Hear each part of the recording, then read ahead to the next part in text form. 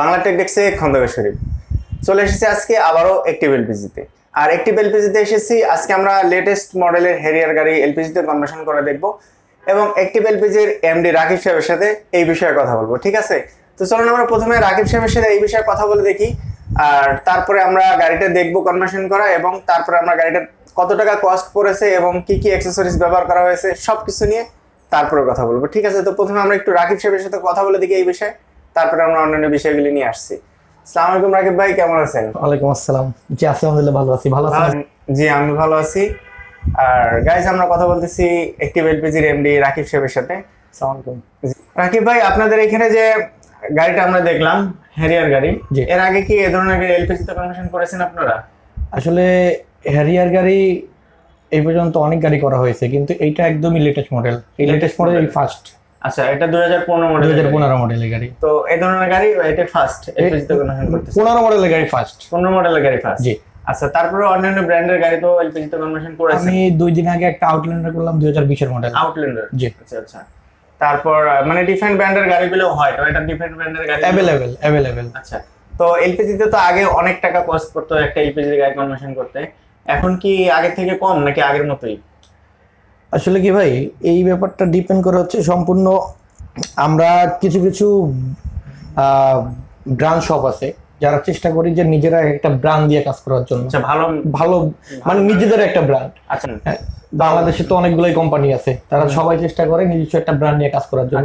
ওই আমরাও একটা চেষ্টা করতেছি নিজস্ব একটা ব্র্যান্ড, ভালো একটা ব্র্যান্ড নিয়ে কাজ করবো, ইন্টারন্যাশনাল একটা ব্র্যান্ড।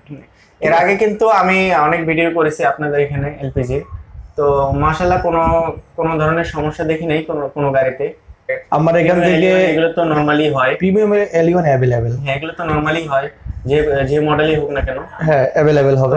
আমাদের এখন হচ্ছে না মনে হয় কি বলে হুন্ডা ভেজেলটা হচ্ছে না, আর হচ্ছে আপনার কি বলে মাজদা কিছু মডেল আছে, হুন্ডা ভেজেল, মাজদা, তারপরে এক্সট্রাইল নিউ মডেল 14-15 যে মডেল, এই টাইপের কিছু গাড়িগুলো হচ্ছে না।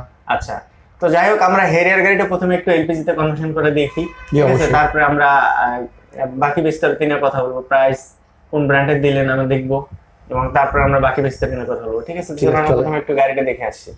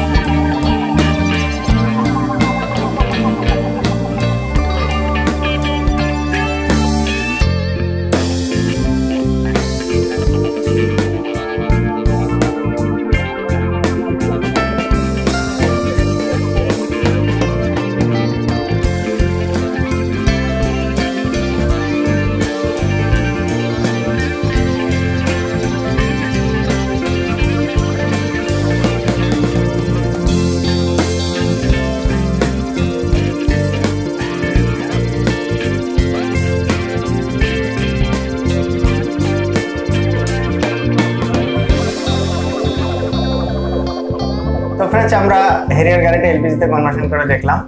তো রাকিব ভাই, এই ধরনের একটা গাড়ি এলপিজিতে কনভার্সন করতে কত টাকা খরচ আসতে পারে? এটা সম্পূর্ণ ডিপেন্ড করে হচ্ছে কাস্টমারের চাহিদার উপরে। আচ্ছা, যেরকম কাস্টমার চাইলে 8,000 টাকা থেকে শুরু করে 75,000 টাকা পর্যন্ত করতে পারবে। আচ্ছা, মানে ব্র্যান্ডের উপরে ডিপেন্ড করবে, সিস্টেমের উপর ডিপেন্ড করবে।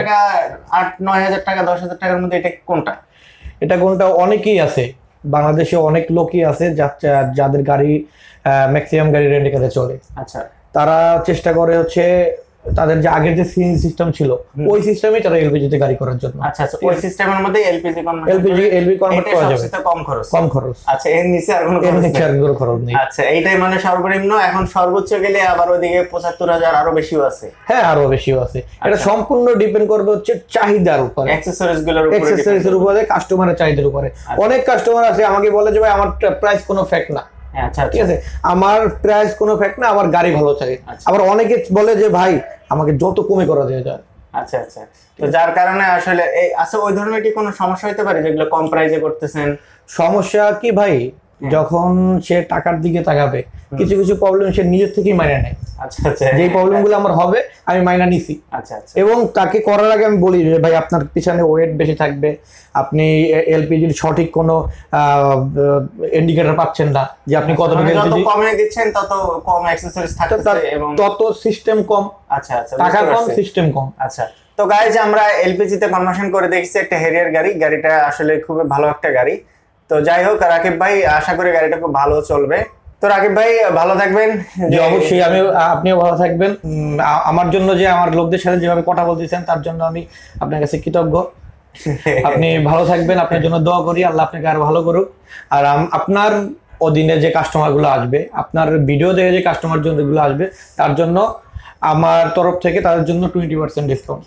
আচ্ছা, যাই হোক, ডিসকাউন্ট বড় কথা না, তাদের কাজটা ভালো হবে এটাই আশা করি। হ্যাঁ, ইনশাআল্লাহ তার জন্য আমার ভিডিওতে ভালো কমেন্টস করতে পারে আপনার ডিপিজি করার পরে, এটাই হচ্ছে সবচেয়ে বড় কথা। তাদেরকে ডিসকাউন্ট দিবেন কিনা সেটা একান্তই আপনাদের ব্যক্তিগত ব্যাপার। ঠিক আছে, আপনার ভিডিও দেখে যে আসবে তার জন্য অবশ্যই আমার তরফ থেকে যতটুকু করা সম্ভব ততটুকু করবো। জি, ভালো থাকবেন রাকিব ভাই। জি, থ্যাংক ইউ। আসসালামু আলাইকুম। তো গাইজ, আমরা কথা বললাম অ্যাক্টিভ এলপিজির এমডি রাকিব সাহেবের সাথে। আর আপনারা চাইলে এই ধরনের গাড়ি অ্যাক্টিভ এলপিজি থেকে কনভার্সন করতে পারেন। আর অ্যাক্টিভ এলপিজি ফোন নাম্বার, ঠিকানা, বিস্তারিত সবকিছু ভিডিও ডিসক্রিপশনে দেওয়া আছে।